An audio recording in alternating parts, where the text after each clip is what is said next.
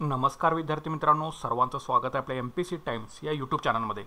तर आजचा आपला व्हिडिओ सेशनचा जो विषय आहे तर तो आहे की मराठा आरक्षणाचा मुद्दा निवडणूक आयोगाने अजून 2024 चे वेळापत्रक न टाकल्यामुळे 2024 ला MPSC परीक्षेचं काय होऊ शकतं किंवा MPSC 2024 वेळापत्रक कधी येईल याच्या संदर्भामधला आपला हा व्हिडिओ आहे। त्याच्यामुळे ज्या प्रॅक्टिकल बाबी जे मला माहिती आहेत तर त्यानुसार मी तुम्हाला काही गोष्टी ज्या आहेत ते सांगणार आहे। त्याच्यामुळे व्हिडिओ शेवटपर्यंत तुम्ही बघा, तुम्हाला नक्कीच या व्हिडिओचा जो आहे तो फायदा होऊ शकेल आणि तुम्ही 2024 साठी फोकस्ड राहू शकाल एक्झामसाठी। ठीक आहे, तर नक्कीच तुम्ही हा व्हिडिओ बघा। तर आता आपण सुरुवात करूया। तर MPSC वेळापत्रक 2024 च्या शक्यता आपण पहिल्यांदा बघूया की कशा पद्धतीने शक्यता असतात। आता ह्या ज्या शक्यता आहेत ती मी पाठीमागचं जे वर्ष आहे तर त्याला कन्सिडर करून ह्या काही शक्यता आहेत आपल्या समोर, तर त्या तुम्हाला मी शक्यता आधी सांगतो। वेळापत्रक आलं तर ते सुद्धा मी तुमच्याशी शेअर करेन, पण अजून वेळापत्रक आलेलं नाही। याच्या पाठीमागे अजून निवडणूक आयोगाने काही त्यांच्या तारखा वगैरे अजून डिक्लेअर केलेल्या नाहीत। त्या निवडणूक कधी होणार आहे, एक्झॅक्टली आचारसंहिता कधीपासून लागणार आहे हे सुद्धा आपल्याला माहिती नाही आहे। प्लस आता मराठा आरक्षणाचा जो मुद्दा सुरू आहे तर त्याच्यामुळे सुद्धा कदाचित वेळ जो आहे तो लागू शकतो, पण वेळापत्रक यायला पाहिजे असं एक मला जाणवतंय। तर आता बघूया, आपण सुरुवात करूया। मी तुम्हाला सांगतो एक्झॅक्टली काय आहे। जर वेळापत्रक हे नोव्हेंबरमध्ये यायला पाहिजे आयोगाचं, ठीक आहे। वेळापत्रक जर नोव्हेंबरमध्ये आलं तर डिसेंबरमध्ये म्हणजे पुढच्या महिन्यामध्ये राज्यसेवा पूर्व परीक्षेची जाहिरात जी आहे ही निघू शकेल आणि पूर्व परीक्षा जी आहे राज्यसेवेची ही फेब्रुवारी आणि मार्चमध्ये होऊ शकेल, ठीक आहे। आणि कंबाईनची जी पूर्व परीक्षा आहे ही मार्च आणि एप्रिलमध्ये होऊ शकेल अशी एक शक्यता आहे, लक्षात ठेवा। म्हणजे वेळापत्रक जर नोव्हेंबरमध्ये आलं, समजा ह्याच वीकमध्ये जर आयोगाने वेळापत्रक अपडेट केलं तर डिसेंबरमध्ये राज्यसेवा पूर्व परीक्षा जी आहे ती निघण्याची जाहिरात निघण्याचे चान्सेस आहेत आणि फेब्रुवारी किंवा मार्चमध्ये जी आहे ती राज्यसेवेची पूर्व परीक्षा होऊ शकेल आणि कंबाईनची पूर्व परीक्षा जी आहे ही मार्च किंवा एप्रिलमध्ये होऊ शकेल अशी एक शक्यता आहे, ओके। दुसरी शक्यता अशी आहे, जर MPSCचं वेळापत्रक जर डिसेंबरमध्ये आलं, ओके, जर डिसेंबरमध्ये MPSCचं वेळापत्रक आलं तर डिसेंबरच्या एंडिंगला किंवा जानेवारीच्या फर्स्ट वीकमध्ये राज्यसेवेची पूर्व परीक्षेची जाहिरात जी आहे ही येऊ शकेल आणि पूर्व परीक्षा ही फेब्रुवारीमध्ये किंवा मार्चमध्ये होऊ शकेल, ठीक आहे। फेब्रुवारीमध्ये किंवा मार्चमध्ये होऊ शकेल, ठीक आहे। जर जाहिरातीनंतर त्यांनी आपल्याला जर समजा पिरियड दिला, एक 60 दिवसांचा त्यांनी पिरियड दिला पूर्व परीक्षेसाठी किंवा 90 दिवसांचा जर दिला तर हाच कालावधी एप्रिलमध्ये सुद्धा जाऊ शकतो किंवा मेमध्ये जाऊ शकतो, पण इतक्या पुढे आयोग जाऊन देणार नाही। कारण निवडणुका ज्या आहेत त्या येऊ घातलेल्या 2024च्या, त्याच्यानंतर मग आचारसंहिता चालू होणार आहे, तर आचारसंहितेमध्ये आयोग जे आहे ते परीक्षा घेऊ शकणार नाही असे एक मला जाणवते। आणि कंबाईनची जी पूर्व परीक्षा होईल ही मार्च किंवा एप्रिलमध्ये जी आहे ही होऊ शकेल, ठीक आहे। तर म्हणजेच काय, पूर्व परीक्षा ज्या असतील MPSCची असेल किंवा कंबाईनची असेल, राज्यसेवेची असेल किंवा कंबाईनची असेल, हे फेब्रुवारी ते एप्रिल 2024च्या दरम्यानच व्हायला हव्यात, ठीक आहे। फेब्रुवारी किंवा एप्रिल 2024च्या दरम्यानच व्हायला हव्यात। नंतर मग आचारसंहिता लागेल, कारण आचारसंहितेच्या आधी आयोग पूर्व परीक्षा काढून घेईल आणि त्याच्यानंतर मग मुख्य परीक्षेमध्ये जर आचारसंहिता लागली किंवा काही जरी झालं तर आयोगाला काही फारसं टेन्शन राहणार नाही आणि निवडणुकीनंतर मग ते मुख्य परीक्षा ज्या असतील ते घेऊ शकतात, ठीक आहे। तर अशी एक शक्यता आपल्यासमोर जी आहे ती दिसून येते। याचा अर्थ लक्षात ठेवा, फेब्रुवारी ते एप्रिल 2024 मध्ये तुमची कंबाईन आणि राज्यसेवेची पूर्व परीक्षा होण्याचे चान्सेस हे अधिक आहेत, ठीक आहे। टाइम टेबल आल्यानंतर तुम्हाला एक्झॅक्टली आपल्याला कळून जाईल की कधी होणार आहे, पण शक्यता तरी अशीच आहे, अशाच प्रकारे व्हावं म्हणजे एक जेणेकरून टच आता जो तुमचा सुरू आहे तशाच पद्धतीने तुम्हाला अभ्यास जो आहे तो तुम्हाला कंटिन्युअसली ठेवायचा आहे।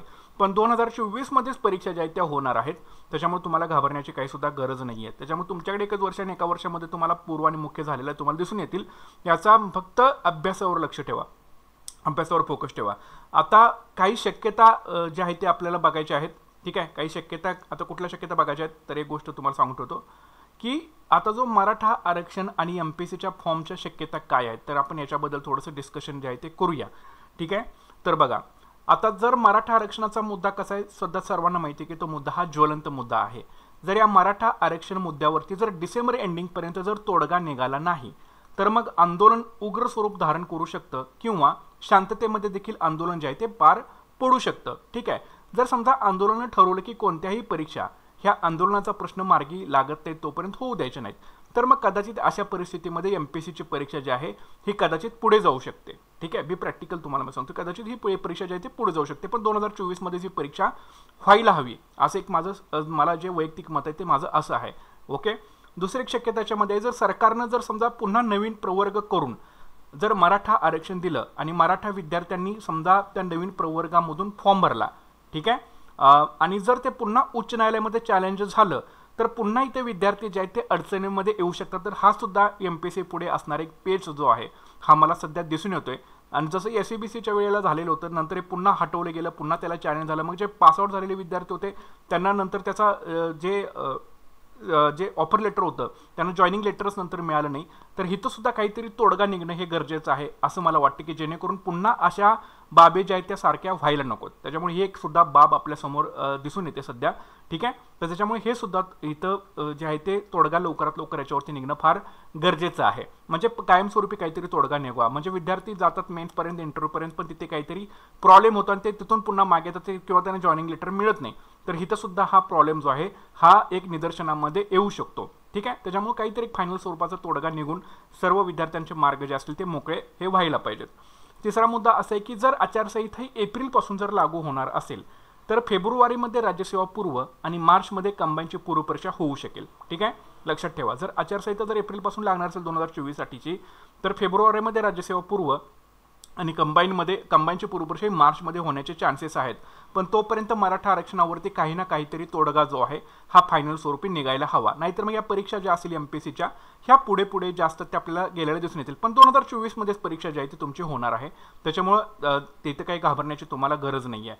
त्याच्यामुळं आपल्याला एक निदर्शनास असं येतं की फेब्रुवारी ते एप्रिल या दरम्यानच तुमच्या पूर्वपरीक्षा ज्या असतील या होण्याची दाट शक्यता आहे। त्याच्यामुळे तुम्ही तेच डोक्यामध्ये ठेवून तुमचा अभ्यास जो आहे हा कंटिन्युअसली चालू ठेवणं हे तुम्हाला गरजेचं आहे। आता पुढचा जो विषय आहे तो आहे की मग तुमची दिशा काय असली पाहिजे याच्यामध्ये, तर ज्या दिवशी वेळापत्रक येईल आयोगाचं, ज्या वेळापत्रकमध्ये जी तारीख दिलेली असेल तीच तारीख फायनल आहे असं समजूनच तुम्ही अभ्यास करायचा आहे, ठीक आहे। बाकीच्या तुमच्या इतर गोष्टी तुम्ही विसरून जा, ठीक आहे। तर फक्त तुम्ही MPSCचेच आता परीक्षार्थी आहात, तर त्याच्यामुळे ज्या दिवशी तारीख वेळापत्रक डिक्लेअर होईल आयोगाचं आणि ज्या वेळापत्रकामध्ये जी तारीख दिलेली आहे तीच फायनल समजून तुम्ही इथून पुढे अभ्यास करायचा आहे। मग तिथून पुढे परीक्षा पुढे गेली तरी पण तुम्हाला काहीसा फरक पडला नसला पाहिजे, उलट तो तुमच्यासाठी बोनसच असणार आहे, ठीक आहे। जरी पुढे गेली तरी तुमच्यासाठी बोनसच आहे, एक्स्ट्रा दिवस तुम्हाला मिळतात, लक्षात घ्या। आणि पण त्याच्यामुळं पुढे जाईल याची आशा ठेवून तुम्ही आता ठेवण्यात काही पॉईंट नाही आहे। पण ज्या दिवशी तारीख असेल तीच फायनल एक्झाम होईल, त्याच तारखेला फायनल एक्झाम होईल असं समजूनच तुम्हाला अभ्यास जो आहे हा करायचा आहे। बाकीच्या कोणत्याही गोष्टीचा तुमच्या मनावरती जो आहे तो परिणाम अजिबात होता कामा नये। कधी कधी काय होतं की पाठीमागच्या वेळेला सुद्धा असंच काहीतरी झालेलं होतं आणि राज्यसेवेची खूप मोठी म्हणजे जाहिरात निघाली होती, ज्यामध्ये डेप्युटी कलेक्टर भरपूर जागा होत्या। आजपर्यंत कधीच इतक्या डेप्युटी कलेक्टरच्या जागा आलेल्या नव्हत्या, पण त्याच्या आधीच काहीतरी कुठला तरी गोंधळ किंवा कुठला तरी स्कॅम उघडकीस आलेला होता। मग इथं मुलांचं काय झालं, डायव्हर्जन झालं थोडंफार आणि ती पूर्वपरीक्षा जी होती ना ती पुढे गेलेली होती। पण जे मुलं अभ्यास करत होती ना पूर्वपरीक्षेचं जोमानं, ते बरोबर ते पूर्वपरीक्षा क्रॅक करून आज त्या पदावरती असतील, डेप्युटी कलेक्टर वगैरे झालेले किंवा जी क्लास 1 किंवा क्लास 2च्या पदावरती आहेत। पण जे त्या गोष्टीमध्ये इन्व्हॉल्व झाले ना त्या गोष्टीमध्ये, तर त्या गोष्टीचाच विचार करत बसले आणि त्यांनी त्या वेळेचं व्यवस्थित युटिलायझेशन केलं नाही, अभ्यास व्यवस्थित केलेला नाही, तर त्यांची पूर्वपरीक्षा हुकली।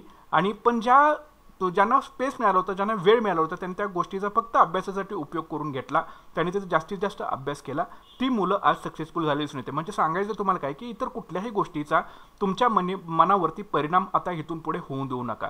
तुमचं एकच लक्ष असलं पाहिजे की माझा अभ्यास कशा पद्धतीने चांगल्या पद्धतीने क्लिअर होऊन जाईल, ही एकच गोष्ट तुमच्याला इथून पुढे लक्षामध्ये ठेवायची आणि जास्तीत जास्त चांगल्या पद्धतीने अभ्यास करून एका वर्षामध्ये मला कशी पोस्ट मिळेल याचा तुम्हाला विचार जो आहे हा करायचा आहे, ठीक आहे। तर आता पुढचे पॉईंट असं आहे की काही झालं तरी परीक्षा तुमची 2024 मध्येच होणार आहे हे तुम्ही लक्षात घ्या।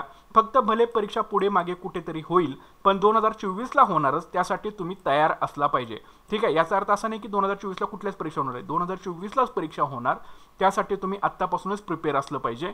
जितक्या दिवस पुढे जाईल तितके दिवस तुमच्या बोनससाठी असणार आहेत आणि जर त्याच तारखेला झाली 30 तारखेला तुम्ही अभ्यास जो आहे हा तुमचा संपवायचा आहे, ही गोष्ट तुम्ही लक्षात ठेवा। तुमचं माइंड तुम्ही न्यूट्रल ठेवा, इथून पुढे कुठल्याही गोष्टीचा तुमच्या मनावरती परिणाम जो आहे तो होता कामा नये। कुठल्याही गॉसिपिंगमध्ये तुम्हाला अडकायचं नाही, तुमच्या मनामध्ये फक्त अभ्यास करणं, त्या दिवसाचा अभ्यास करणं, ते टार्गेट ठेवणं, हेच तुमच्या मनामध्ये इथून पुढे गोष्टी राहिल्या असल्या पाहिजेत। इतर कुठल्याही गोष्टीचा तुमच्या मनावरती परिणाम होता कामा नये। जर तुम्हाला 2024ला पोस्ट हवी असेल तर फक्त आजच्या दिवसाचा तुम्ही विचार करा, प्रेझेंटमध्ये जगण्याचा प्रयत्न करा। आजच्या दिवसामध्ये तुम्हाला 6 ते 8 तास अभ्यास करायचा आहे आणि ह्या 6 ते 8 तास अभ्यासामध्ये तुम्हाला कुठल्या गोष्टी क्लिअर आउट करायच्या आहेत फक्त त्याचाच तुम्ही विचार करा. बाकीच्या सगळ्या गोष्टी ह्या निग्लिजिबल ठेवा. भले ते पॉलिटिकल इश्यू असू दे, सोशल इश्यू असू दे किंवा कुठलाही इश्यू असू दे, फक्त तुमच्या मनावरती त्याचा परिणाम जास्त होऊन देऊ नका. जर तुम्हाला 2024ला पद जे आहे हे मिळवायचं असेल तर ठीक आहे. त्याच्यामुळे परीक्षा 2024मध्येच होणार, या गोष्टी फिक्स आहेत. मग त्यासाठी आत्तापासूनच तुम्ही जोरदार तयारी जी आहे ही तुमची करणं गरजेचं आहे, लक्षात ठेवा. तर आणि तरच तुम्हाला 2024ला जी पोस्ट आहे ही तुम्हाला मिळून जाऊ शकते. इतर कुठल्याही गोष्टीचा तुमच्या मनावरती परिणाम होऊन देऊ नका. मग तो तुमच्या घरातले तुमचे बोलणे असेल, समाजातले तुमचे काही बोलणे असतील, सगळ्या गोष्टी आळस बिळस सगळं झटकून द्या आणि 2024ला पोस्ट काढण्यासाठी सज्जवून आत्तापासूनच तुम्ही तयारी जी आहे हे करून द्या. जो कोणी माइंड न्यूट्रल सेट माइंडनं अभ्यास करेल व्यवस्थित 7 ते 8 तास नियोजन करून, त्याला गॅरंटेड 2024ला पोस्ट जी आहे ही मिळणार आहे. ओके, त्याच्यामुळं न्यूट्रल माइंडसेट ठेवा. सगळ्या गोष्टी बरोबर होतील, सगळ्या गोष्टी चांगल्या होतील असं समजून इथून पुढे पॉझिटिव्ह माइंडसेटनंच तुम्ही अभ्यास जो आहे हा करायचा आहे. आणि तुम्हाला मी ऑलरेडी सांगितलेलं आहे की फेब्रुवारी ते एप्रिलच्या दरम्यानच आपल्या पूर्वपरीक्षा ज्या आहेत त्या व्हायला हव्यात. आता टाइम टेबल आयोगाचं डिक्लेअर झाल्यानंतर अजूनसुद्धा आपल्याला त्याच्यामध्ये एक 100% जी आहे ती दिशा मिळू शकते. तर बघूया टाइम टेबल आयोग कधी डिक्लेअर करते. ह्या फर्स्ट वीकमध्ये नोव्हेंबरच्या त्यांनी डिक्लेअर करायला पाहिजे असं एक मला वाटते. जर नाही डिक्लेअर झालं तर नोव्हेंबर एंडिंग किंवा डिसेंबरच्या फर्स्ट वीकमध्ये आयोगाचं टाइम टेबल हे फिक्स येऊन जाईल आणि तुमच्याकडे जास्त कालावधी नसेल, हे पण मी तुम्हाला आत्ता सांगतो. त्याच्यामुळे हे पुढचे जे 90 दिवस आहेत ना हे तुमची दिशा ठरणार आहेत. हे जर 90 दिवस जर तुम्ही वाया घालवले तुमच्या आयुष्यातले, 2024ला पोस्ट मिळेल हे तुमचं स्वप्न भंग होऊ शकतं. त्याच्यामुळे 2024ला जर पोस्ट काढायची असेल, पुढचे हे 3 महिने जे 90 दिवस आहेत हे तुमचे टर्निंग पॉईंट ठरणार आहेत, लक्षात ठेवा. हे 90 दिवस काही करून तुमच्या आयुष्यातले वाया घालवू नका. फार मोठा फरक तुमच्या प्रिपरेशनवरती पडणार आहे जर हे तुम्ही 90 दिवस वाया घालवले तर. त्याच्यामुळे 90 दिवस 90 मिनिट्स जसं ते चकदेमध्ये होतं की 90 मिनिटच तुमच्याकडे असतील किंवा 70 मिनिट तुमच्याकडे असतील, तसंच पद्धतीनं तुमच्याकडे 90 मिनिटाचेच 90 जे दिवस आहेत हेच तुमचं तुम्हाला पोस्ट मिळणार आहेत की नाही ते ठरवणार आहेत. त्याच्यामुळे 90 दिवस न्यूट्रल माइंडसेटनं अभ्यास करा. काहीही होऊ दे, बाकीचा सगळा विचार सोडून द्या आणि अभ्यासावरतीच फोकस ठेवा. ऑलरेडी स्टडी टार्गेटचे व्हिडिओ आपल्या चॅनलवरती टाकणं माझं सुरू आहे, ते तुम्ही बघत चला डेलीच्या डेली. प्लस तुमचं नियोजन तुम्हाला बनवायचं असेल तर त्याचा आधार घेऊन तुम्ही तुमचं नियोजन बनवा. पण अभ्यास करा, पोस्ट काढा 2024ला. सगळ्या गोष्टी ज्या असतील त्या सगळ्या लाईफ सेट होऊन जाईल एकदा जर तुम्ही पोस्ट काढली तर. नाहीतर मग असंच भरकटत आयुष्य निघून जाईल आणि पुन्हा एकदा वाऱ्या मागा लागल्या MPSCच्या त्या कधीही चुकत नाहीत.